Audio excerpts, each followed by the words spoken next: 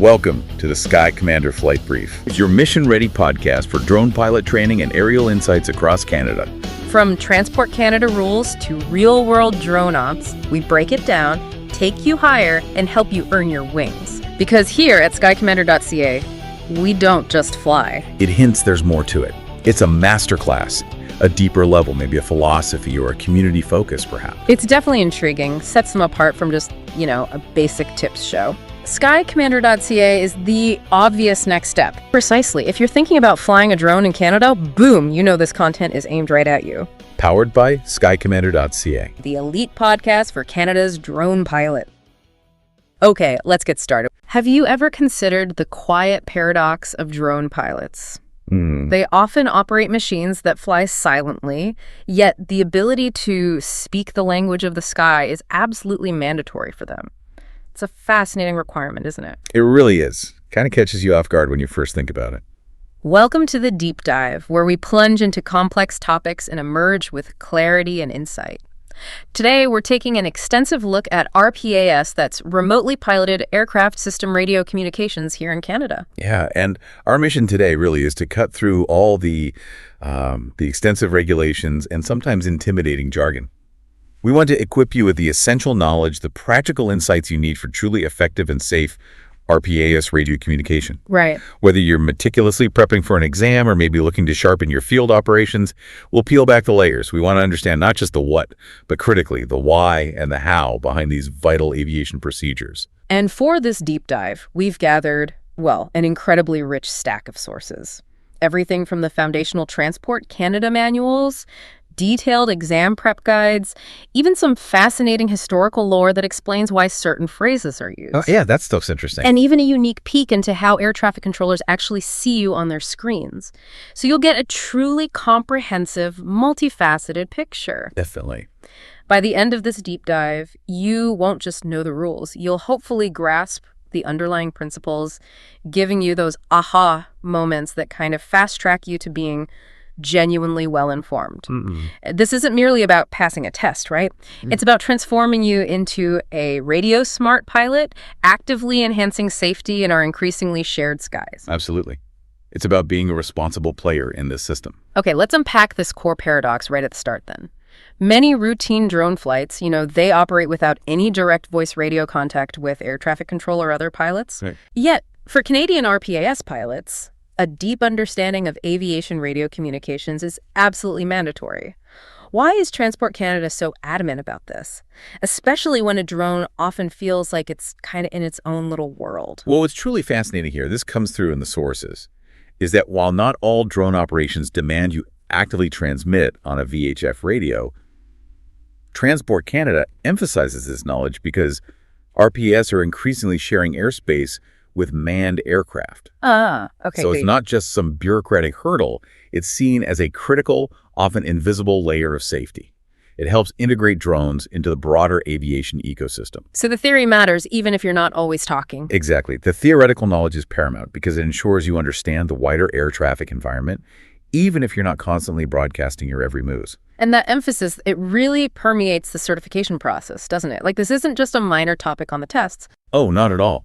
It's a significant portion of both the basic and the advanced RPAS pilot exams, which really signals Transport Canada's view that this fundamental understanding is, non-negotiable for safe operations. Right. Non-negotiable. And beyond just passing an exam, the deeper why really lies in robust risk mitigation. Okay. While your visual observation is undoubtedly a drone operator's primary defense against conflicts. Looking out the window, basically. Or, looking at the sky. Right, keeping your eyes peeled. But maintaining a listening watch on the appropriate frequencies. That's universally considered a best practice. It acts as an additional crucial risk mitigation factor, especially when operating in areas with even, moderate air traffic. Makes sense. You might see a plane. Exactly. You might see a manned aircraft visually. But a listening watch allows you to hear their intentions, their position, any advisories from control. It gives you invaluable foresight. So you know what they're planning to do, not just where they are right now? Precisely. And this active listening is so vital, it can even be assigned to a dedicated crew member, like a visual observer. That allows the pilot to focus purely on flying the drone while ensuring no critical airspace information is missed. It's about building a complete picture. A comprehensive picture of the air around you, yeah, not just what's immediately visible. And this is where it gets really interesting for RPS pilots, especially in those high-stress moments. On the emergencies. Yeah. Yeah. In the event of an emergency, like a flyaway drone, maybe an uncontrolled descent, or God forbid, a near incursion with a manned aircraft effective radio communication can literally be life-saving. It's about being able to alert the wider aviation community to a potential evolving hazard. Think about it. Imagine a scenario where, say, a large agricultural drone suddenly loses its GPS signal and starts drifting towards a busy airport's approach path. Yikes. Your ability to quickly and clearly communicate that situation, even from the ground station, could prevent an absolute catastrophe. That raises an important question then. We often think of aviation safety as super technical, avionics and engineering. Right. But history is actually full of examples where simple miscommunication, a misunderstood word, maybe a poorly structured phrase, has directly caused serious aviation accidents. Absolutely. So when your drone is out of control and poses an escalating risk, immediate, clear, and importantly, standardized communication isn't just a suggestion. It's often the most effective way to prevent serious incidents.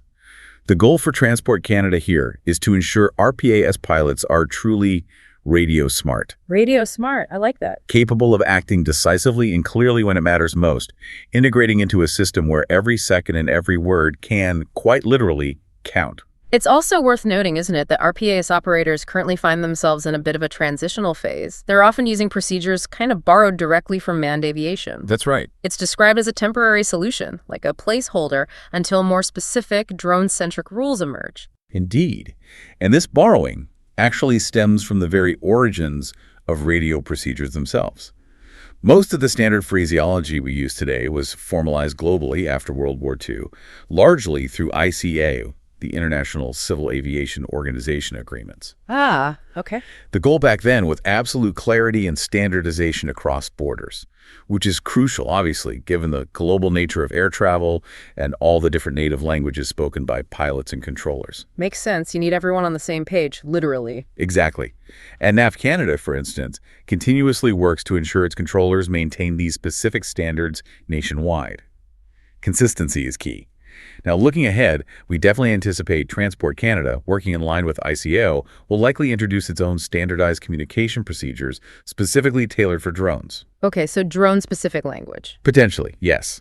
Things like specialized lost-link phrases, maybe unique handoff protocols for drones moving between airspaces, procedures for transferring control between remote pilots. Right, for those long-distance flights. Or even advanced data-linked communications that work differently from traditional voice radio.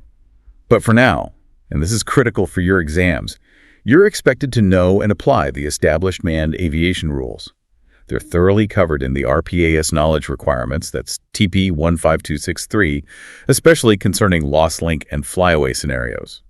So, bottom line, what does this all mean for you, the RPAS pilot listening right now? It means this isn't just abstract theoretical knowledge for a test you need to tick off. Right. It's fundamental to your operational safety, your professional credibility, and your responsible integration into this broader, increasingly complex aviation ecosystem. It's about being proactive with safety, not just reacting when something goes wrong, and being prepared for those unexpected high-stakes moments that demand immediate, clear action. Okay, so before we dive into the specific rules in that special language, let's briefly touch on the invisible medium we're talking about. How do radios actually work? Good idea.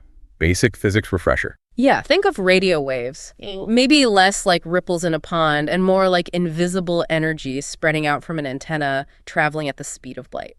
That's a good way to visualize it. These are electromagnetic waves, and we measure them primarily by their frequency. Frequency is just the number of cycles or peaks of that wave that pass a specific point per second. We measure it in hertz or hertz. Right, so megahertz is millions of cycles per second. Exactly. 100 megahertz means 100 million wave cycles are passing by every second. The inverse of frequency is wavelength. That's simply the distance between two consecutive wave peaks. Okay. And then there's amplitude, which gives us a sense of the signal strength. This naturally decreases with distance, that's obvious. But a crucial point, one that's often misunderstood, is that while the signal strength, the amplitude, diminishes with distance, the fundamental frequency and the wavelength of the radio waves themselves do not change. Ah, so even a weak signal still carries the right info. Precisely. As long as the receiver can pick it up, the information encoded in that frequency is intact. But it's rarely a perfect, crystal clear signal in the real world, right? What are the practical things an RPS pilot needs to worry about that can, degrade or completely mess with communications? You're absolutely right. Signal quality is a constant dynamic challenge. Distance is, of course, a primary factor. Simple physics. But critically, interference plays an enormous role. Interference from what? Well, it can come from other electronic transmissions operating on or near the same frequency, or even from just noisy electrical equipment, power lines, electric motors, transformers. They can all generate interference. And deliberate jamming, too, I guess, though maybe less common. Yeah, illegal radio jammers exist. Thankfully, they're rare in aviation contexts, but they are a theoretical possibility. But beyond man-made interference, physical elements in the environment significantly impact signal propagation. Like buildings. Buildings? Yes. Metallic structures are a big one. Metal roofs, building frames, bridges. Even the body of your ground vehicle can reflect or absorb signals. Also, bodies of water, heavy rain, even the moisture within dense tree leaves can scatter or bounce signals. This causes delays and degradation. Right. The signal gets weaker or distorted. Yeah, and there's a specific phenomenon called the Fresnel effect. For drone pilots, this isn't just abstract physics. It means a seemingly clear visual line of sight over, say, a damp forest or a lake might still experience significant signal degradation. Interesting. So clear view doesn't guarantee clear signal. Not at all. It's why sometimes just slightly altering your ground station position, maybe gaining a few feet of altitude yourself, can literally transform a choppy connection into a stable one. It's more than just visual obstruction. Okay, so maintaining a clear line of sight is crucial, both visually and for the radio frequency. Paramount. And there's another factor often overlooked, which can have surprisingly widespread effects. Geomagnetic storms. Solar flares and stuff. Essentially, yeah. Solar-induced radio storms in Earth's upper atmosphere. They can significantly disrupt radio wave propagation, including the frequencies used for GPS and aviation communications. We measure their intensity using the KP index. KP index. Yes. And pilots, including RPAS operators, should really exercise extreme caution and consider avoiding flight if the KP index is 5 or more, because there's a real potential for significant signal disruption, which could lead to loss of your control link or maybe unreliable GPS data. Wow. Imagine planning a critical BVLOS flight and having solar activity mess it up. It's a real present risk, maybe infrequent, but definitely something to be aware of. So the entire radio spectrum is like this massive highway, and engineers divided it into various bands, some with kind of amusing historical names, like tremendously high frequency. Precisely. And within this vast spectrum, different applications get assigned to specific subbands. For drone pilots, we're primarily concerned with two main sets of bands. First, there's the digital communication link between your controller and your drone itself. Right, the command and control link. Exactly. And second, there's the aeronautical voice band, the air band, for communicating with manned aircraft or air traffic services. Okay, so the controller drone link first. What frequencies are those usually? For most consumer and prosumer drones, like DJI systems, they typically utilize frequencies in the 2.4 gigahertz range. That's technically ultra-high frequency, or UHF. Or they use 5.8 gigahertz, which is super high frequency, SHF. And those systems are pretty smart, right? Oh, yeah. Systems like DJI's AkiSync are quite sophisticated. They actually perform an RF sweep before the flight starts. They sniff out the airwaves to identify and then use channels with the least amount of interference. Clever. And they can even dynamically change frequencies during the flight to maintain the best possible signal quality. So it hops around if needed. It can, yes. And a smart operational practice for RPS crews, based on this, is to power on any other electronic devices they plan to use: laptops, tablets, other radios first. Ah, so the drone sees them during its initial scan. Exactly. It allows the drone system to detect those potential interference sources right away and actively avoid those specific channels, ensuring the clearest possible connection for that critical command and control link. And then there's the airband, that very specific slice of VHF, surprisingly tucked right between TV channels 6 and 7, I read. Yes, that's where all the dedicated aeronautical voice communications happen. It's a tightly defined set of 760 individual channels. They have a precise 25 kilohertz spacing between them, running from 118 up to 137 megahertz. And this band is heavily regulated. Oh, absolutely. rigorously regulated in Canada. All radio equipment transmitting within this band must be licensed by Industry Canada, and anyone who transmits beyond simply listening must hold a Restricted Operator Certificate Aeronautical. That's the ROCA certificate. So even one transmission means you need that ROCA? Correct. So if your RPAS ground station has an aviation band transceiver, you need to ensure both the equipment itself is licensed and that you, as the operator making the transmissions, hold a valid ROCA. Okay, let's get down to the brass tacks then. The critical Canadian aviation frequencies you absolutely need to know. Consider these your essential channels, your sort of airspace contacts for the sky. Absolutely. These frequencies are non-negotiable. You need to know them for your RPAS pilot exams, and more importantly, for safe and compliant operations within the Canadian air traffic system. Let's break them down. Go for it. First up, mandatory frequency, MF. These are clearly designated in the Canada Flight Supplement, the CFS, for specific aerodromes. An MF area typically covers a 5 nautical mile radius around the aerodrome, up to 3,000 feet above aerodrome elevation, or AAE. Okay, 5 miles, 3,000 feet up. And critically, at an MF aerodrome, standard position and intention reports are required. This isn't a suggestion, it's a rule. You must make those calls. Required. Got it. What's next? Next is the aerodrome traffic frequency, ATF.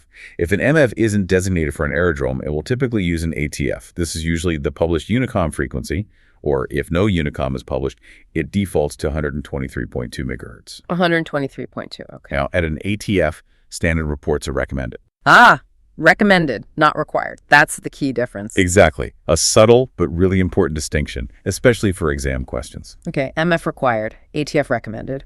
What else? Then there's 126.6 millihertz. Now, this frequency is uniquely Canadian and a significant difference from U.S. procedures. The Canadian party line. You could call it that. It's Canada's en route party line, specifically for Class G uncontrolled airspace. It's essentially the universal broadcast frequency when you're outside of designated MF or ATF areas. Pilots should continuously monitor it and broadcast their position and intentions when practicable if they're not already on another required frequency. So it's like a self-imposed safety net in the uncontrolled bits? Precisely. It's your way of maintaining situational awareness when no one else is actively managing traffic. The U.S. doesn't use it in the same standardized way, making it a distinctly Canadian signature of our VFR system. Good to know. 126.7 for Class G en route. Next. Next, 121.5 millihertz. This is the international emergency frequency, often called the guard frequency. It's exclusively reserved for distress calls, that's Mayday, or urgency calls, PAN-PAN. Emergencies only. Correct. Now, while air traffic control towers and flight service stations, FSS, do monitor it during their published operating hours, it is not universally monitored 24/7 across all airspace. That's a common misconception and a frequent exam trap. Don't rely on it for routine monitoring. Okay, guard is for emergencies and only monitored sometimes. Got it. What about things like ATIS? Right, the other services. ATIS, Automatic Terminal Information Service, provides a continuous automated broadcast of essential non-control information. Things like current weather, active runways, any significant NOTAMs relevant to that specific aerodrome. Listening to the ATIS first saves valuable radio time later. Get the basics before you call. Exactly. Then there's Unicom, Universal Communications. This is usually a staffed advisory station found at many uncontrolled aerodromes. They provide information and advisories on a published frequency. Importantly, if a Unicom station is closed or unattended, pilots are expected to self-announce their intentions, and their calls then become addressed to aerodrome traffic, not aerodrome radio. Ah, another key distinction. Radio if staffed, traffic if not. Correct. And finally, you might see PAL, Private Advisory Location. These are found at some uncontrolled aerodromes, often run by a third party like a flying club. They provide advisories, similar to Unicom, but maybe for specific users or local traffic. Okay, that covers the main players. Understanding these critical Canadian frequencies is really like having the legend for your airspace map. It tells you exactly where to tune in, what to listen for, and crucially, when you need to speak up. It makes you a much more prepared, predictable, and ultimately safer pilot. Integrating, effectively, yeah. Okay, so we know the frequencies. Now let's talk about the actual language. Aviation uses a very specific, almost liturgical dialect, doesn't it? Why is it so incredibly crucial to get the words just right? Yeah, this raises an important question that really goes to the heart of aviation safety. Standard phraseology is absolutely vital. Why? Because it drastically reduces ambiguity, and by reducing ambiguity, you reduce the likelihood of miscommunications, which, as we mentioned, have historically caused real-world aviation accidents. So clarity is king. Absolute clarity. Many of these standards, as I said, evolved globally post-WWII from ICAO agreements. The goal was a shared understanding, especially crucial with pilots and controllers speaking many different native languages. Right. NAV Canada, for example, has ongoing programs just to ensure their controllers across the country maintain these specific standards. Consistency and safety, that's the aim. It's a language really designed for efficiency and safety, especially under pressure. Okay, let's delve into some of those very specific phraseology rules, the ones that often trip people up, both in operations and definitely on those exams. Absolutely. Mastering these nuances and avoiding these common slip-ups is key. Let's hit some big ones. Like say again versus repeat, that's a classic gotcha, right? It absolutely is. In civil aviation, you never say repeat when you need information clarified. You always say again. Why is that? Seems like a small thing. It seems small, but the reason is steeped in history. In military contexts, particularly artillery, repeat means fire again. Oh, okay, that's significant. Very. Civil aviation adopted, say again, to avoid any potentially catastrophic confusion between asking for clarification and ordering combat action. It's a historical detail with a critical safety implication. Wow. Okay, say again, not repeat. What else? Numbers. You'll hear numbers like 3, 5, and 9 spoken as tree, fife, and niner. Tree, 5, 9, or why the special pronunciation? Again, it's all about clarity. It's to prevent confusion with similar sounding numbers. 5 and 9 can sound alike over a crackly radio. 3 can sound like free. It also ensures clarity across different accents and for non-native English speakers. Some number words might sound similar in other languages too, like 9 for 9 in German. Okay, tree, 5, 9er. Got it. How about Roger versus Wilco? Another common mix-up. Yes. Roger simply means, I received your last transmission. That's it. It acknowledges receipt. Wilco is much stronger. It means, I have received your message, understand it, and will comply with the instructions. So Wilco includes Roger, essentially. Pretty much. Which is why professional aviators never say both together, like Roger, Wilco. It's redundant. If you're going to comply, just say Wilco. And Roger itself, where did that come from? That actually comes from the old phonetic alphabet. Before we had Alpha, Bravo, Charlie. R stood for received, and its phonetic equivalent was Roger. So it's outbound. Fascinating. Okay, Roger means received. Wilco means will comply. What about over and out? Ah, the Hollywood favorites. Over signifies that you have finished your transmission and you are now awaiting a reply from the other party. Out means the entire conversation is completely finished and you expect no further reply. The key is you never use them together. Over and out is strictly for the movies. Good to know. Okay, altitude reports. This is a big one for RPAS pilots, right? We fly low, but what do we say? Yes, this is critical. Even though most drones are legally capped at 400 feet AGL, above ground level, you must always report your altitude as ASL. Above sea level. Always ASL. Fine. For consistency with manned aircraft. Manned aircraft pilots always report their altitude based on their altimeter setting, which gives them ASL. So everyone in the system is speaking the same altitude language. Okay, so how does a drone pilot figure out ASL? You need to know the field elevation of the area you're operating in that's published in the CFS or on charts. Then you add your operating height above ground level to that field elevation. So if the field is 1,000 feet ASL and I'm flying at 400 feet AGL, you would report 1,400 feet or 1,400 feet ASL. It's an easy exam trap, often missed. They'll give you AGL and elevation and expect you to do the math. Always add field elevation. Got it. What about Unicom hours? You mentioned that earlier. Right, the subtle difference in addressing calls. If a Unicom station is staffed and operational during its published hours, you call aerodrome radio. For example, Springbank radio. However, if that station is closed, or if it's an aerodrome with no staff station, your calls automatically become addressed to aerodrome traffic, so Springbank traffic. Because you're just broadcasting to other pilots then. Exactly. You're broadcasting to other pilots and vehicles in the vicinity, not talking to a specific ground operator. Exam writers love that distinction. Okay. And overlap zones, where two airport frequencies might cover the same area. Yes, in Canada, it's possible for the MF or ATF areas of two different aerodromes to overlap geographically. If you are operating in such an overlap zone, you must clearly identify the specific aerodrome you are referencing in every single call. So Claresholm traffic versus Vulcan traffic. Precisely. To avoid any confusion among other pilots about which pattern you're in or approaching. And remember too, airport vehicles, snowplows, fuel trucks, even RPAS ground crews, they also use these MF frequencies, so you need to listen for them too. Okay, so we've got the individual words and phrases down. Now, how do we build clear, complete messages, knowing "say again" isn't much help if the rest of the call is a mess? Exactly. Structure is key. And for that, we turn to a simple but incredibly powerful mnemonic, CIPIN. CIPIN, what does that stand for? It stands for call sign, who you're calling, identification, who you are, position, where you are, intention, what you're doing or planning to do, and next, what your next move is, if relevant. So like the 5 Ws: who you call, who you are, where, what next? Exactly. It's a format designed to ensure all essential information is conveyed quickly, concisely, and efficiently. It reduces airtime, reduces ambiguity. Critical in busy airspace. Okay, so how does CIPIN apply to specific situations, like at an MF aerodrome? Right.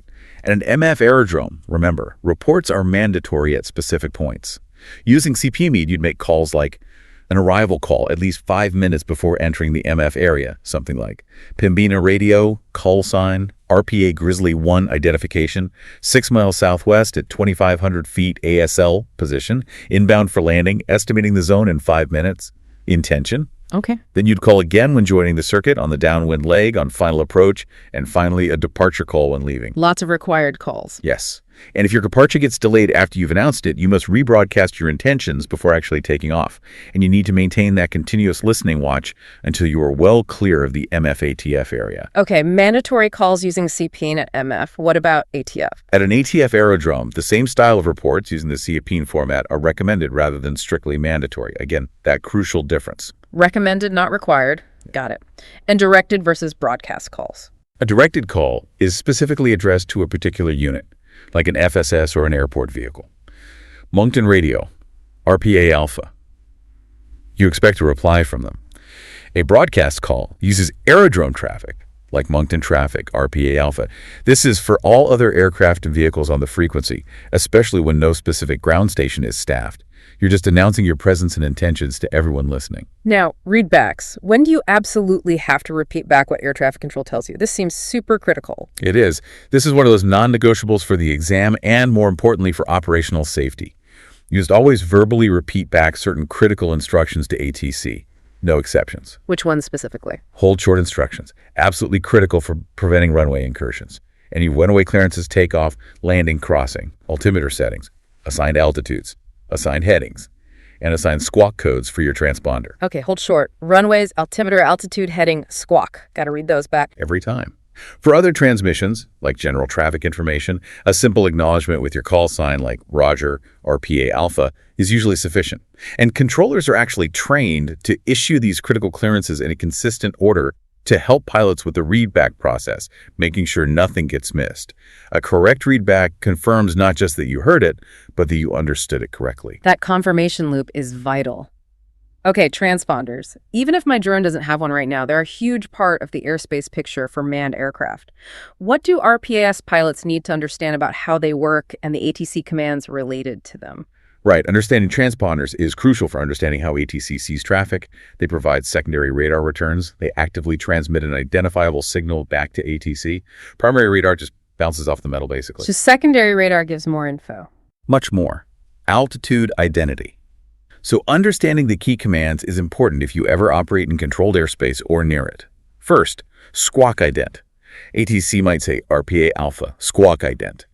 You press and release the ident button on your transponder only when specifically asked. Just a quick push. Exactly. Don't hold it down.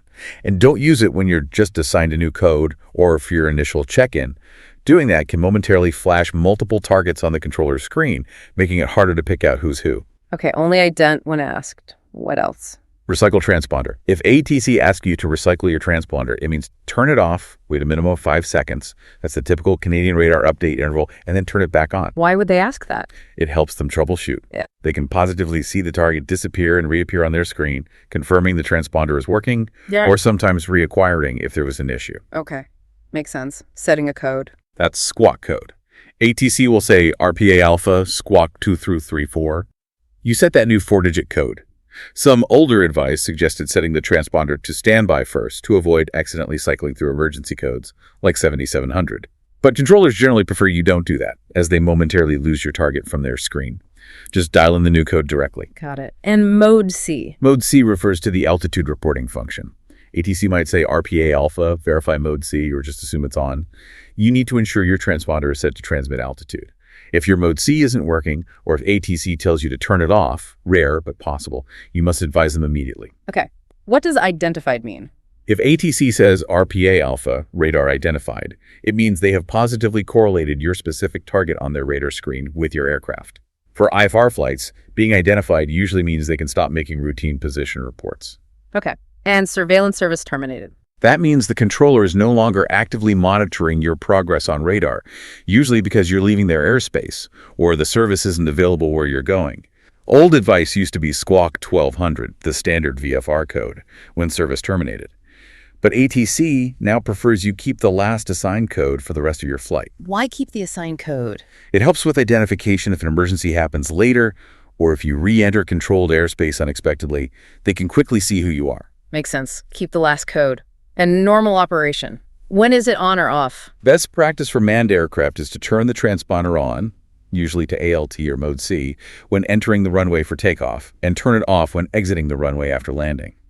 This reduces unnecessary targets cluttering up the radar screen on the ground. However, be aware, some larger airports use transponder-based ground surveillance systems, like S3E6. At these places, you might be required to keep your transponder on during taxi, as published in the CFS. Always check local procedures. Okay. And some airspace requires a transponder. Yes. It's crucial to remember that certain airspace, even Class E, specifically requires a transponder with altitude encoding, Mode C, for all aircraft. A key example in Canada is Class E airspace between 10,000 feet and 12,500 feet ASL, inclusive. You need Mode C there, VFR or IFR. Now, this next point is a big one, especially with recent changes coming into effect. We're talking about the crucial listening watch. Absolutely. And this is a prime example of evolving regulations that directly impact RPAS operators, so pay close attention here. As of the 2025 amendment to CRR 602.136, Canadian Aviation Regulation 602.136 if your aircraft, and this explicitly includes your RPAS ground station radio if it's capable of transmitting on aviation frequencies. If it's radio-equipped, the pilot in command must maintain a continuous listening watch on the appropriate frequency and establish communication when required. So no more ambiguity. If you have the radio, you must be listening. Correct. This amendment is significant because it explicitly closes a previous potential loophole where some might have assumed listening was optional for drones unless they were actively communicating. It's now mandatory if equipped. And exam writers love new rules. Oh, you bet they do. Expect this to be tested thoroughly. A useful memory hook might be. As of 2025, if you've got a radio, your ears are on, and your calls are clean, it ensures you're always aware of local traffic and advisories. We also have some special communication devices and procedures that are maybe unique to Canada or at least specifically tested here, like the DRCO dial-up remote communications outlet. What's the trick there? Ah, the DRCO. It's a fascinating, almost old-school system, but still vital. It's designed to extend critical flight information services, like getting weather or filing flight plans, into areas without direct VHF coverage from an FSS. So like a remote phone booth for your radio? Kind of. And it's often tested because the activation procedure is very specific. To use it, you tune your radio to the published DRCO frequency for that area, and then you key your microphone 4 times quickly. Click, click, click, click. Exactly 4 times. Exactly 4. If you key it 3 times or 5 times, it simply won't connect. After the 4 clicks, you release the mic and wait a few seconds for the system to essentially dial up and connect you to the SSS operator. It's like a secret handshake to the airways. 4 clicks. Got it. What about Rhine-Lee aircraft? Receiver only. Rhine-Lee is another interesting Canadian quirk, really a throwback to our extensive bush flying heritage. Canada still permits aircraft that are equipped only to listen, receive, but not transmit on aviation frequencies to operate at certain aerodromes, typically ATF aerodromes. So they can hear calls but can't reply. Correct. Now, if you are an RPAS operator with a fully functional radio-equipped ground station, but you choose for whatever reason to operate in a receiver-only mode, maybe your mic failed or you just choose not to transmit, you must effectively act as a Rhine-Lee aircraft. That means listening intently but refraining from transmitting. What does that mean for other pilots? It means other pilots in the area, if they are aware of a Rhine-Lee aircraft, perhaps through prior arrangement or observation, are expected to make clearer, more detailed position reports.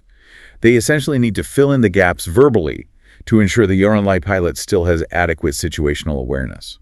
Let's move on to the calls no pilot ever wants to make, but every pilot absolutely must know how to execute flawlessly. Emergency calls, moments where every word counts. You're right. These are critical, and it's vital to distinguish between the two levels. Transport Canada will test this understanding rigorously. Don't mix them up. Okay, what are the two levels? Distress and urgency. Distress first. Distress is signaled by repeating the word Mayday 3 times. Mayday, Mayday, Mayday. This indicates a grave and imminent danger requiring immediate assistance.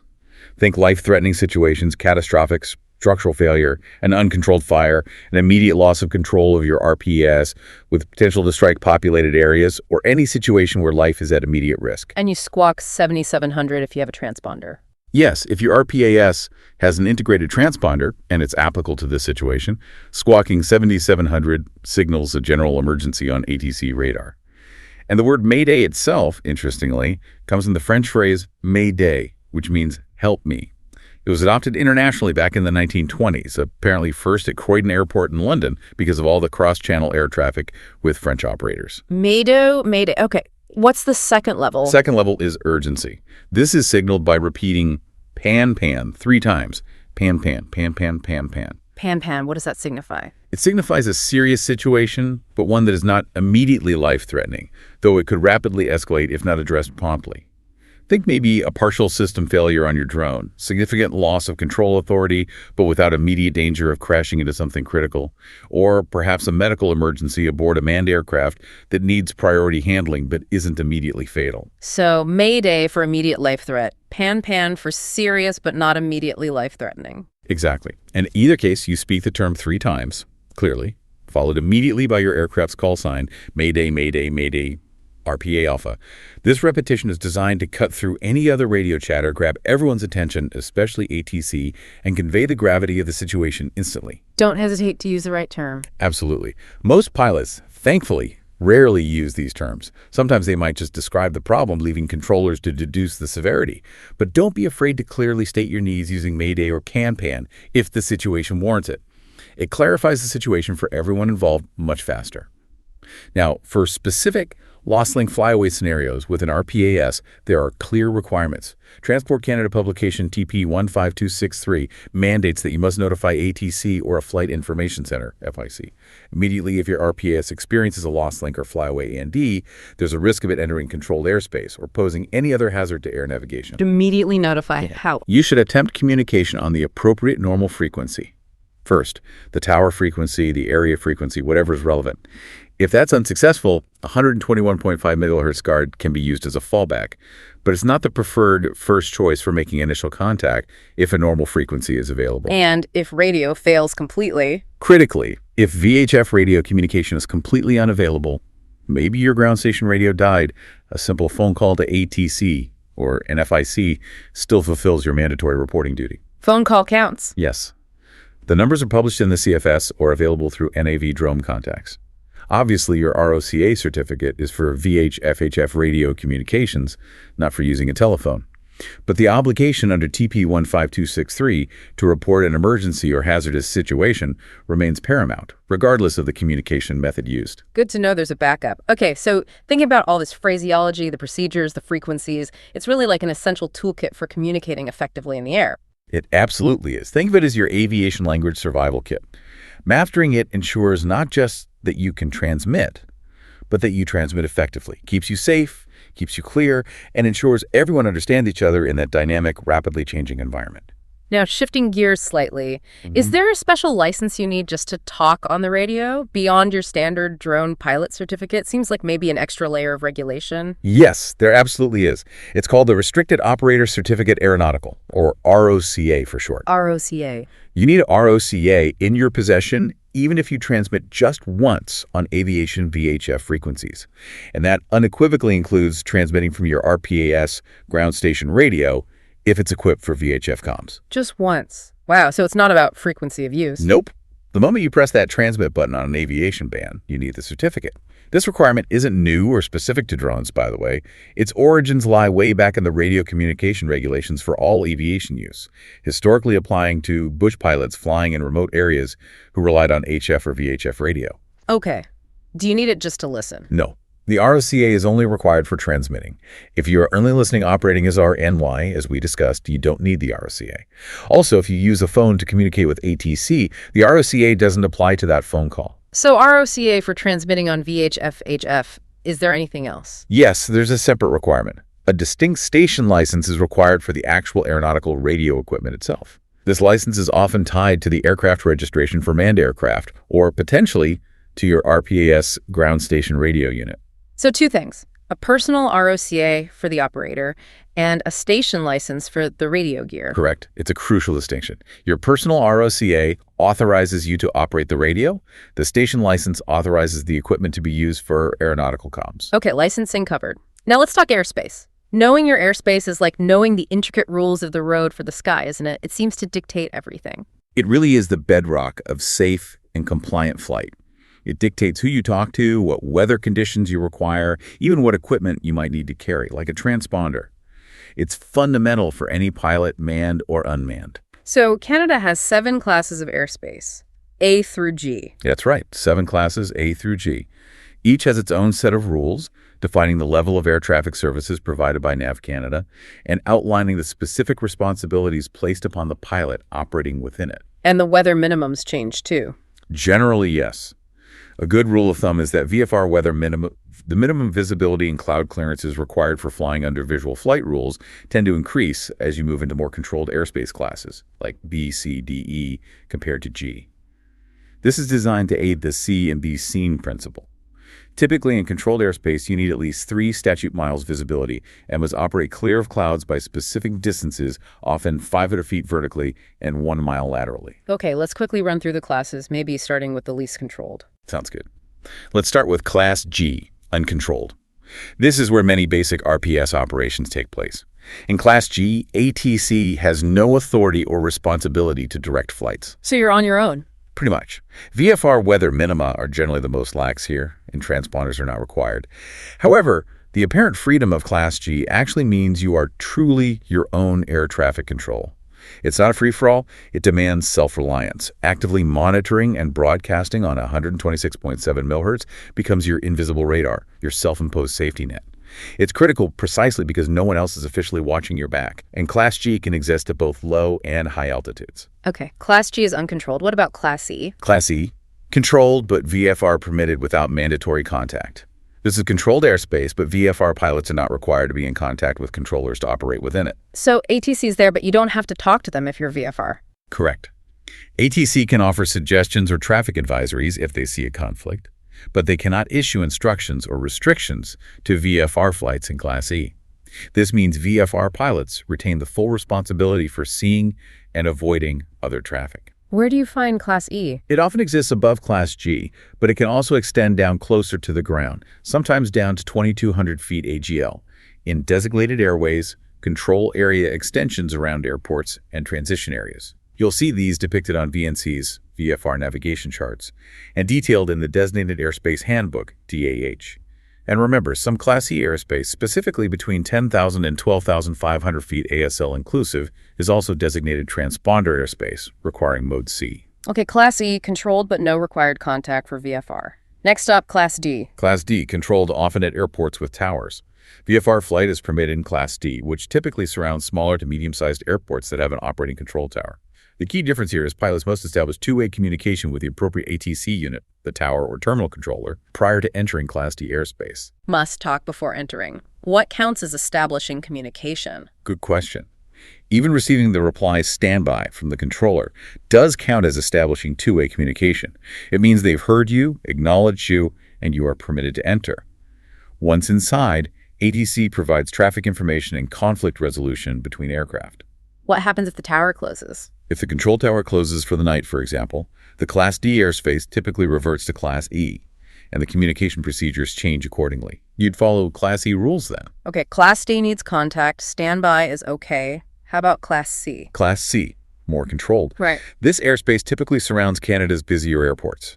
Here, VFR aircraft require an explicit clearance from ATC to enter. So standby is not enough in Class C? Correct. Standby in Class C means wait, do not enter yet. You need a positive clearance like RPA Alpha, cleared to enter the Class Charlie airspace. Oh. Also, all aircraft operating in Class C, VFR, or IFR are required to have two-way radio communication capability and an operating mode C transponder. More equipment needed too. What services does ATC provide? In Class C, ATC provides separation for IFR aircraft from other IFR aircraft, and they also separate IFR traffic from VFR traffic.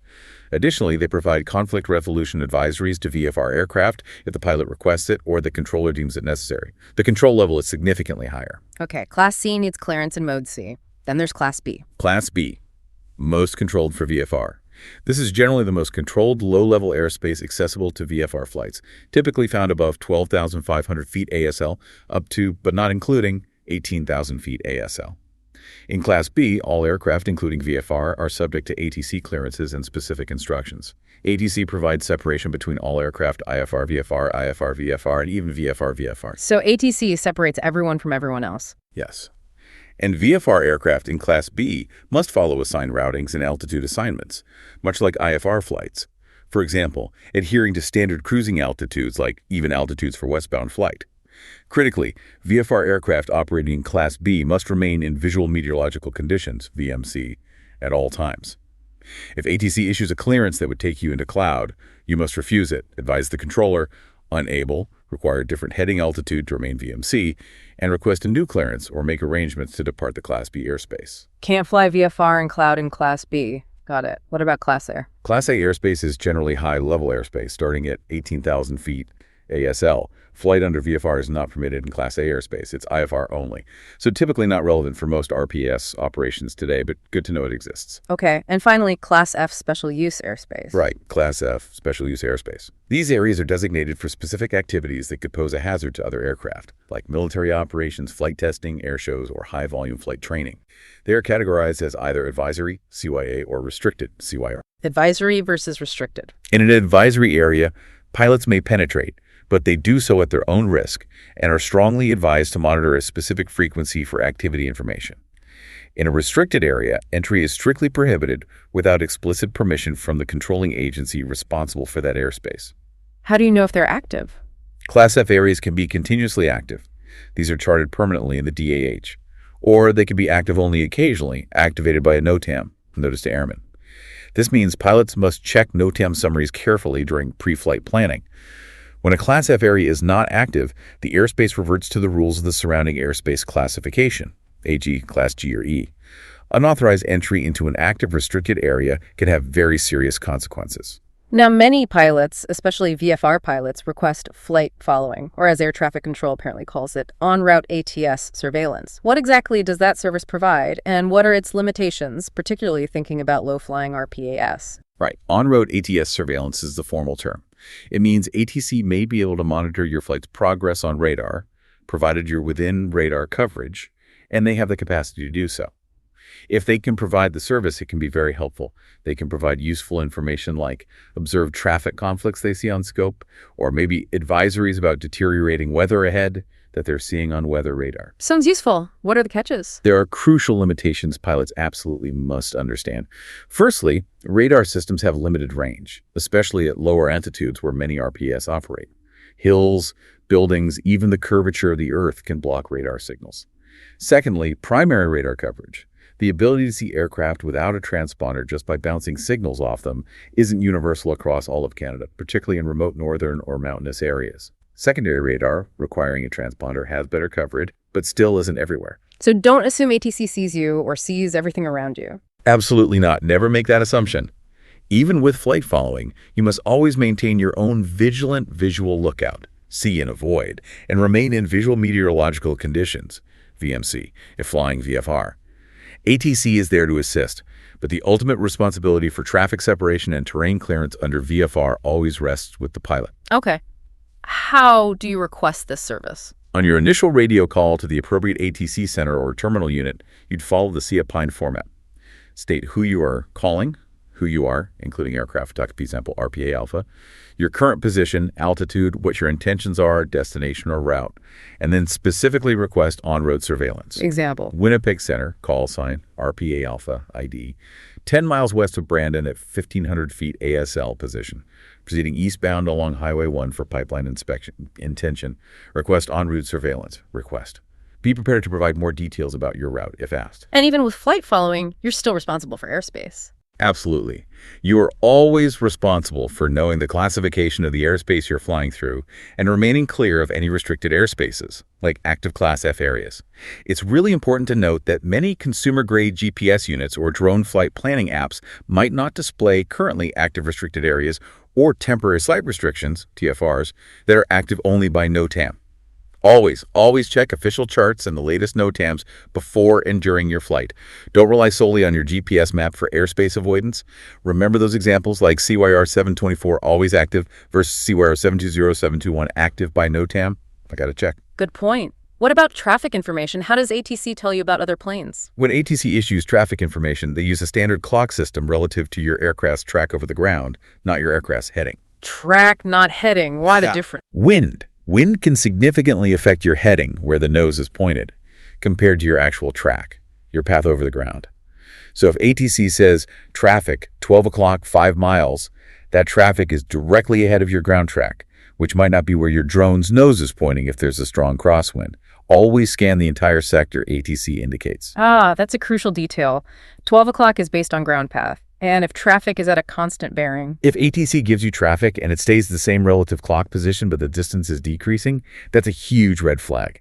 It means you're on a collision course and immediate avoiding action is required. Okay. How do you respond when they give you traffic? When you receive traffic information, a simple acknowledgement with your call sign is sufficient initially, RPA alpha.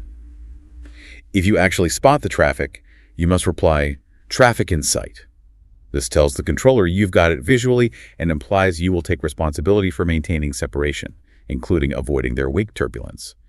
If you look but do not see the traffic, you must say, "Looking for traffic," or "negative contact." This tells the controller you haven't found it yet, and they may provide updates or further assistance. Don't say you see it if you don't. Absolutely not. Avoid vague replies like "tally-ho," military term, or "we have the traffic," unless you genuinely have it visually acquired. And if you previously reported traffic in sight, but then lose sight of it, you must state that promptly.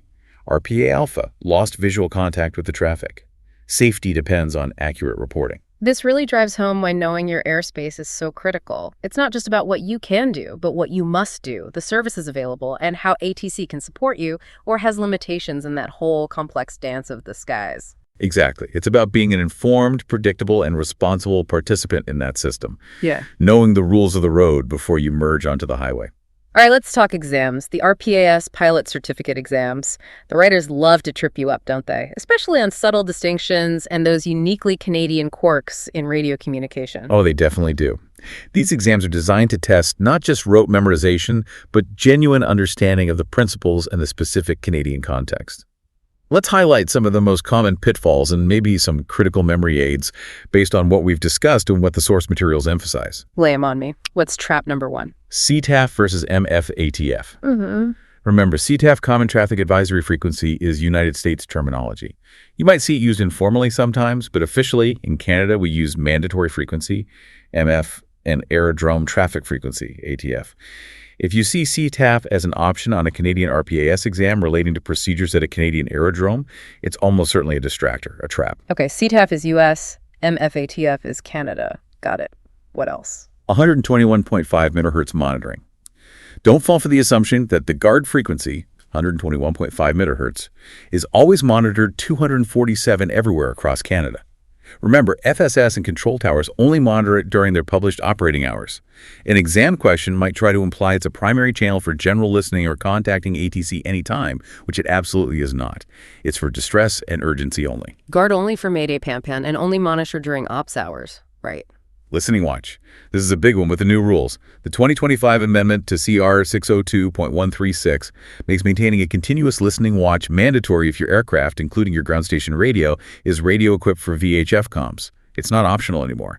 An exam question might present a scenario suggesting it's merely good practice or optional. That would be the trap. Mandatory if equipped. Mandatory listening watch post-2025. Okay. Altitude reporting. We hammered this one, but it's worth repeating.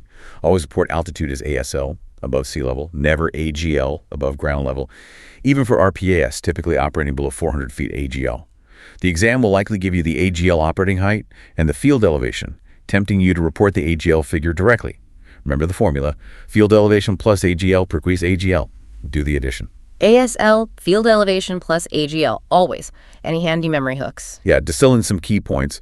5-minute rule for MF arrival call, 4-click door for DRCO, 123.2 if no one's new, ATF default, and ASL not AGL on the radio. Nice. Another one, ROCA in pocket, personal license, station license in socket, equipment license, tree, fife, niner, numbers, ASL not AGL, guard for Mayday, not chit-chat, CTS USA not here. These are great. Really condense the key takeaways. Can you give an example of how they might structure a trap question? Sure. Beyond just definitions, they love scenario-based traps. For instance, a question might describe you operating at an aerodrome with a published Unicom frequency, like 122.8. It'll give you the operating hours, say 8 a.m. to 6 p.m., then it describes your flight taking place at 7 p.m. Ah, outside operating hours. Exactly. The trap option will be to call aerodrome radio on 122.8. The correct answer, because the Unicom is closed, is to make your calls to aerodrome traffic on 122.8. It's a detail easily missed under pressure. Right, radio versus traffic based on hours. Another classic trap might involve a scenario in Class E airspace. ATC provides you with information about another aircraft nearby. The question asks what you should do. One option might be comply with the traffic advisory. The trap is the word comply. Remember, in Class E, ATC only advises VFR traffic. They don't instruct. You acknowledge the information, RPA alpha looking for traffic, but you are not required to comply as if it were a clearance. You remain responsible for your own separation. Okay, traps identify. Now let's put all this knowledge into action with some practical, real-world scenarios. Visualizing these situations, maybe even talking through the calls out loud, can really help solidify the procedures for both exams and actual field ops. Absolutely. Thinking through these what-if scenarios makes your responses much more automatic when things get busy or stressful. Let's run through a few typical RPAS situations. Okay, scenario 1. Launching at an MF aerodrome, let's say Olds Didsbury, which has an MF. Right. You're preparing for a mapping mission. First step. Check the latest CFS and NOTAMs for Olds Didsbury. Confirm the MF frequency, let's say it's 123.4, and check the Unicom operating hours. Now, if the Unicom is staffed and open, your initial call, using CPIN, might be Olds Didsbury radio, call sign, Sky Commander RPA Alpha ID, on the apron south side position, preparing for launch south of the field for mapping, will remain below 400 feet AGL intention, Olds Didsbury. And if the Unicom is closed? Then the call changes to Olds Didsbury traffic, call sign change, Sky Commander RPA Alpha ID, apron south side position, preparing for launch south of field for mapping, below 400 AGL intention, Olds Didsbury. Okay. What happens next? You'd listen intently. If you hear, say, Olds Didsbury traffic, Cessna Golf Bravo Charlie Delta turning final runway 30, you would hold your launch until they are safely down and clear. You announce, Olds Didsbury traffic, RPA Alpha, holding position south of apron for landing Cessna. Once airborne, you continue with the standard mandatory reports. Joining the circuit, if applicable, downwind, final for landing, announcing departure from the circuit, and announcing when clear of the MF zone. Key takeaway, know the MF report points and, crucially, who to address, radio or traffic. Precisely. Scenario 2. En route in Class G, you're doing a pipeline patrol maybe 8 nautical miles from the nearest small aerodrome, flying at 300 feet AGL in uncontrolled Class G airspace. Okay, standard procedure here. You should be monitoring 126.7 MHz, Canada's unique VFR party line for en route Class G. Your broadcast call will be something like 126.7 traffic, RPA Alpha, ID, 8 miles east of Claresholm position, conducting pipeline patrol southbound at 300 feet AGL, will remain below 400 AGL along the pipeline right-of-way, intention, Claresholm area. And you'd keep broadcasting periodically. Yes, especially if you anticipate encountering other known traffic nearing any local practice areas or approaching another aerodrome's potential traffic zone. Key takeaway, 126.7 MHz is absolutely crucial for situational awareness and self-announcement in uncontrolled airspace where nobody else is directing traffic. Got it. Scenario 3. The nightmare of fly away towards controlled airspace. Your drone, operating near Cochrane, loses link and starts flying uncontrollably east towards Springbank Airport's Class C airspace. Okay, first thing, immediately execute your pre-planned lost link emergency procedures. Your absolute priority then becomes notifying air traffic control. You'd call the appropriate ATC unit in this case, likely Calgary Tower or Calgary Terminal on their published frequency. Your call needs to be urgent and clear. You might even use PAN-PAN or Mayday depending on the perceived immediate risk. Example, Mayday, Mayday, Mayday, Calgary Tower, this is RPA Alpha, experiencing a lost link flyaway, nature of emergency. Last known position 3 miles north of Cochrane position. Last observed altitude 3,500 feet ASL, tracking eastbound movement. Drone may penetrate your Class Charlie airspace imminently. Hazard. What if you can't reach them on the normal frequency? Try 121.5 MHz guard as a fallback. Remember, it's not the first choice if a standard frequency is available and working, but it's the universal emergency channel. And if radio fails entirely, use the phone immediately. Call the published ATC number. You must provide as much detail as possible. Last known position, altitude, track, speed if known, drone type, size, battery endurance left, anything relevant. This notification is legally required by TP 15263. Key takeaway. Immediate notification to ATC is mandatory and safety critical if your runaway drone poses any risk to controlled airspace or other aircraft. Okay, scenario 4, ground operations. You're part of an operations crew, maybe in a truck, needing to escort an RPAS across an active runway at a controlled airport like Calgary International, Class C, for a quick inspection. Right. This requires direct communication with the ground controller. You'd use directed comms on the ground frequency. Call Calgary Ground, call sign, Ops Vehicle 3 escorting RPA Alpha, ID, at holding position Bravo for runway 08 position, requesting clearance to proceed across runway 08 for lighting inspection. Intention. And you wait for specific clearance? Absolutely. And you listen carefully. If they say, Ops Vehicle 3, hold short of runway 08, you must read that back verbatim. Yeah. Holding short of runway 08, Ops Vehicle 3. Follow all readback requirements, meticulously hold short, runway crossings, any instructions. Key takeaway. Readbacks are non-negotiable and confirm understanding during ground operations in controlled aerodromes, critical for preventing runway incursions. Scenario 5. Out of range, need info. You're at a remote, uncontrolled airstrip, maybe near Bonnyville, and need updated weather and NOTAMs for your next flight leg, but you're out of VHF range of the nearest flight information center. This is where the DRCO comes in. Dial up remote communications outlet. You tune your VHF radio to the published DRCO frequency for that specific location found in the CFS. Then, you key the microphone 4 times quickly. Click, click, click, click. The 4-click door. Exactly.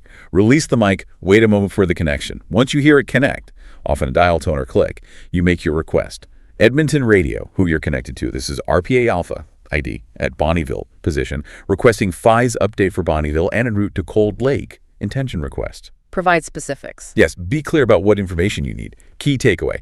The 4-click door for activating DRCOs is a specific, testable, and sometimes essential procedure for remote communications in Canada. Scenario 6. Misheard instruction. ATC gives you a taxi instruction or maybe a frequency change, but static or another transmission cuts out part of it. Rule number 1. Don't guess. Never assume. Use standard phraseology for clarification. Your call. Say again taxi instructions, RPA Alpha, or say again frequency, RPA Alpha. Never, ever use repeat. Why not guess? Guessing wrong could lead to taxiing onto the wrong taxiway, missing a hold short line, or tuning the wrong frequency and losing contact. Clarity avoids potentially serious confusion. Key takeaway. Use say again for clarification. It directly avoids the historical military confusion with repeat. Scenario 7. Conflicting traffic calls. You're monitoring 126.7 MHz in Class G. You just broadcast your position. RPA Alpha, 8 miles east of Claresholm, 300 AGL, southbound. Moments later, you hear another aircraft call. Traffic, Cessna Kilo, Bravo Foxtrot, 8 miles east of Claresholm, southbound, 500 feet AGL. Okay, similar position, same direction, slightly different altitude. Potential for confusion or conflict, especially if altitudes aren't precise or someone descends, climbs. Your immediate action should be to clarify and confirm. Your call. Claresholm area traffic, RPA Alpha confirming our position. 8 miles east, 300 AGL, southbound along the pipeline. Other southbound aircraft, Cessna Kilo, Bravo Foxtrot. Confirm your position and altitude. Try to get positive confirmation. Yes, and be prepared to adjust your route or altitude immediately to ensure separation if necessary. Maybe deviate slightly east or west of the pipeline temporarily. Key takeaway. Use precise phraseology to actively avoid ambiguity and ensure safety through clear communication and proactive deconfliction, even in uncontrolled airspace. Scenario 8. Emergency vehicle on frequency. You're holding short at an MF aerodrome, ready for launch, when you hear on the MF frequency. Old Stidsbury Radio, Fire Vehicle 1, responding to an aircraft incident on the main ramp, priority traffic. Immediate action. Delay your launch. Safety first. Your broadcast call. Old Stidsbury traffic. RPA Alpha, holding position south of Apron, delaying launch until emergency vehicles are clear. Old Stidsbury. And then just wait and listen. Yes. Maintain a vigilant listening watch. Yield completely to all safety of life operations. Do not transmit again regarding your own operation until the emergency traffic is clearly resolved and you have a good picture of the situation. Key takeaway. MF procedures apply to all traffic, including ground vehicles. Always yield immediately and clearly communicate your yielding to emergencies. Scenario 9. Radio failure at MF. You are airborne in the circuit at an MF aerodrome and your primary ground station radio fails completely mid-flight. Okay, first, try any backup radio if you have one, or attempt the published alternate frequency for that aerodrome if one exists and is listed in the CFS. If you have no communication capability, you must proceed without radio. How? You are expected to follow standard non-radio MF arrival and circuit joining procedures. This means approaching the aerodrome cautiously, observing the windsock and other traffic visually, entering the circuit at the standard points, e.g. mid-downwind at circuit altitude, and landing, all with extreme vigilance. Assume other aircraft cannot hear you and might not see you. And report it afterwards. Yes, you must file a safety occurrence report detailing the radio failure. The mandatory nature of MF procedures is not waived due to equipment failure. You adapt, prioritize visual scanning, and continue to operate safely according to established procedures. Key takeaway. Safety procedures must be followed even with equipment failure, emphasizing vigilance and adherence to non-radio protocols. Final scenario. Scenario 10. RPAS in distress, but your radio fails during the emergency. Let's say you have a flyaway. It's heading towards controlled airspace. ND, your ground station radio dies. Okay, double emergency. Your drone is a hazard and you can't use the primary method to warn ATC. Your immediate action, as we discussed under TP 15263, is to call ATC via telephone. Use the number for the relevant Flight Information Center, FIC, or control tower, found in the CFS or NAV drone contacts. Use the phone as the backup communication. Exactly. Notify them of the hazard immediately last known position, altitude, track, drone type, etc. You are still legally obligated to make this report. And you must also file a mandatory occurrence report afterwards. Your ROCA applies to VHF-HF comms, but the duty to report the hazard transcends the specific communication method. Key takeaway. No alternate means of communication for emergencies. The absolute priority is always to alert the system to a hazard using whatever means necessary. Now, this is fascinating. Have you ever wondered what you actually look like to an air traffic controller? It's easy to operate your drone and forget that you, or at least your machine's potential impact, becomes a data point on someone's screen. You've actually worked in the tower for decades, right? What do they see? I have indeed spent thousands of hours looking at those radar screens. And yes, your aircraft symbol, or target as we call it, isn't just a uniform dot.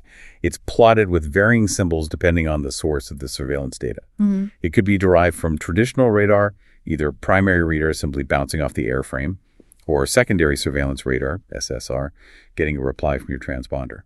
Or it could be from more modern systems like MLAT, multilateration, which uses timing signals from multiple ground stations to triangulate your position very accurately, or ADS-B, automatic dependent surveillance broadcast, where your aircraft itself continuously broadcasts its GPS position and other flight data. So different symbols for different tech? Yes, and the system knows which controller or sector is responsible for you.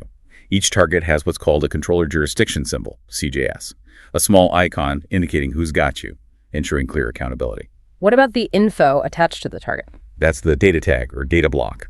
It displays a wealth of crucial information at a glance. Typically, you'll see your aircraft identification, call sign, or maybe just UAS if unidentified, your wake turbulence category, like a +A for heavy aircraft, less relevant for most RPAS. Your mode C altitude, reported in hundreds of feet, so 035 means 3,500 feet. A vertical movement indicator, VMI, often an arrow pointing up for climbing, down for descending. Sometimes a vertical movement rate, VMR, showing the climb descent rate in hundreds of feet per minute. And your ground speed, usually in knots. So a controller might see AC-123, HB-747Q, +54 Suit 09, 28, meaning Air Canada 123, heavy Boeing 747 Quebec equipped, squawking assigned code at 5,400 feet, descending at 900 FPM, ground speed 280 knots. Exactly. A lot of info packed in there. The system also displays a history trail, a series of small dots showing where the target has been over the last few radar sweeps. This gives an immediate visual sense of the aircraft's trajectory, its speed, dots are further apart for faster aircraft, and any turns it's making. What tools do controllers use with this data? We use various tools overlaid on the display, things like predicted track lines, PTL, which project the target's future path based on current speed and track, helping anticipate potential conflicts. We also use range-bearing lines, RBL, to quickly measure the distance and bearing between two targets or from a target to a specific point. And emergencies, how do they show up? Emergencies are unmistakable. When an emergency code like 7700 general emergency, 7600 radio failure, or 7500 hijacking is squawked by a transponder, your target instantly turns bright red, the data tag flashes red, and an unmistakable audio alert sounds the controller's headset, often a calm but firm synthesized voice saying emergency or radio failure. It immediately grabs every controller's attention in the room. And the ident function. When ATC asks an aircraft to ident and the pilot presses the button, their target symbol usually turns white and flashes or blossoms momentarily on the screen. This provides positive visual confirmation of which target corresponds to the aircraft they're talking to. Wow. That's an incredible, almost visceral insight into the controller's world. It really paints a vivid picture of how critical, clear, and accurate communication and transponder use, if applicable, really is. It's not just for your own safety, but for the situational awareness and safety of the entire complex system. Your actions directly translate into what ATC sees and understands. Absolutely. We rely on pilots providing accurate information and following procedures so we can build that safe, efficient air traffic picture. Okay, looking ahead now, this field of RPS operations and communication, it's definitely not static, is it? Drone technology is advancing incredibly rapidly, and its integration into our shared airspace is only going to deepen. What can RPAS pilots realistically expect as communication methods evolve? You're absolutely right. It's a highly dynamic area. What's truly fascinating here is recognizing that many of the current RPAS communication procedures are, as we said, largely transitional. They're effective adaptations, but they're essentially borrowed from the world of manned aviation. But significant drone-specific changes are definitely on the horizon. Both Transport Canada and ICAO are actively working on developing dedicated procedures just for RPAS. What might those look like? Well, we can expect to see new, explicit guidance appearing in key publications like the Aeronautical Information Manual, AAM, and updates to the Canadian Aviation Regulations, RYERS, particularly Part 9X, which governs RPAS. This guidance will likely move beyond simply adapting manned procedures and will introduce communications tailored specifically for unmanned aircraft operations. Like what kind of tailored comms? Things like standardized phraseology for critical events unique to drones, such as handling a lost link situation, or specific protocols for handing off control of an RPAS between different ATC sectors or even between different remote pilot stations during long-endurance flights. Procedures for remote pilot in command, PIC transfers, might also be formalized. Interesting. What about digital communication? We'll definitely see further integration of digital to radio communications. Yeah. RPAS ground stations might start integrating more directly with digital ATC communication platforms, think systems like NAV drone evolving, or broader unmanned traffic management UTM systems coming online. Could that reduce radio chatter? Potentially, yes. Digital links could streamline certain routine interactions like clearances or position reporting, reducing voice congestion on busy frequencies. However, and this is critical, traditional VHF voice phraseology proficiency will remain absolutely essential. Why? If digital takes over. Because voice communication is the universal fallback. It's the system that works when digital networks fail, when systems aren't compatible, or when complex, non-standard situations arise that require nuanced human interaction. It's the ultimate backup. Makes sense. And BVLOS, beyond visual line of sight? As BVLOS operations become more common and inevitably expand into more complex control airspace, RPS will be increasingly expected to interact directly and seamlessly with ATC. This might involve more sophisticated data-linked communications for routine tasks. But again, the ability to revert to clear, standard VHF voice phraseology will be a non-negotiable requirement for safety and redundancy. What about international standards? ICAO is actively drafting global RPA standards and recommended practices, SARPs, including specific sections on communications. Canada, as an ICAO member state, will undoubtedly align its regulations with these emerging international standards to ensure global harmonization. So future exam content might evolve to include more ICAO-specific terminology that's becoming standard for RPA's terms like RPA, remotely piloted aircraft, RPS, remote pilot station, and RPIC, remote pilot in command. You'll start seeing those more often. And way down the road, AI and automation. Looking further ahead, yes, there's significant potential for automation and artificial intelligence to play a much larger role. Eventually, ATC might interact with routine drone traffic primarily through highly automated digital systems, exchanging flight plan data and clearances with minimal human intervention. In such a future, traditional voice radios might be reserved primarily for handling exceptions, coordinating complex or unusual situations between humans, and of course, critical emergencies. However, until such sophisticated automated systems are fully developed, implemented across the board, and universally proven to be robust and reliable, Transport Canada will continue to rigorously test pilots on classical voice procedures. Because today, and for the foreseeable future, they remain the most reliable, universal fallback in any aviation scenario. So keeping an eye on those regulatory updates is really key then. Absolutely crucial. Pilots need to stay informed. The 2025 amendment to CIR 602.136 regarding the mandatory listening watch is a perfect recent example of a significant change that directly impacts daily operations and exam knowledge. Furthermore, the broader modernization of CARS Part 9s, also slated around 2025, referenced as SOR 2025-70 in some documents, will likely update definitions and sharpen communication expectations, especially for more complex RPAS operations, like those intending to operate in controlled airspace or conduct BVLS flights. These continuous updates really underscore the dynamic nature of RPAS regulations. It's not a learn it once and forget its field. You need to stay perpetually informed. This really highlights that staying informed isn't just about ticking compliance boxes today, is it? It's really about staying ahead of the curve, understanding the trajectory of this ever-evolving field. Exactly. You're not just learning today's rules in isolation. You're building the foundational understanding for the future of aviation, a future where manned and unmanned aircraft will coexist much more closely and dynamically. Wow, that was a truly comprehensive deep dive into the world of RPAS radio communications in Canada. We've covered a huge amount of ground. We certainly did. From the basic physics of radio waves and what messes with them, all the way through the specific Canadian frequencies, the incredibly nuanced phraseology, airspace classes, and those critical emergency procedures. For you, the RPAS pilot listening, the essential takeaways for becoming truly radio smart seem crystal clear now. Hopefully. Get your RSCA certificate if you plan to transmit, even once. Always maintain that mandatory listening watch if your ground station is radio equipped. Master the standard phraseology like CIPing for absolute clarity. Understand those critical Canadian frequencies, MF, ATF, and especially that unique 126.7 MHz party line.